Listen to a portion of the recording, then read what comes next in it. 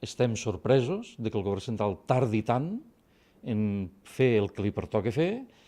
Aquesta lentitud és molt perjudicial i ja dic, ens farà passar un altre estiu neguitosos i pendents de l'accidentabilitat, desgraciadament.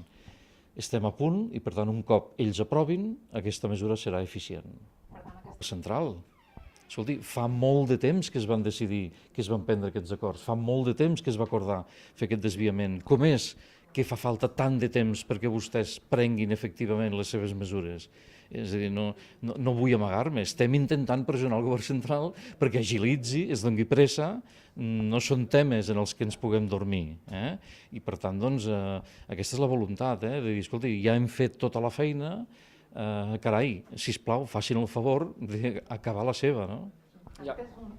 I per tant, a nivell de Terres de l'Ebre ja ha plantejat el tema de les bonificacions per a vehicles en el cas de desplaçaments locals. I entenc que en el seu moment, en aquests acords, es va incloure algun tipus de bonificament per turisme per a desplaçaments locals. Entenc que es va prendre en aquell cas, suposo, per un motiu d'una IMD extraordinàriament alta i una accidentabilitat també extraordinàriament alta.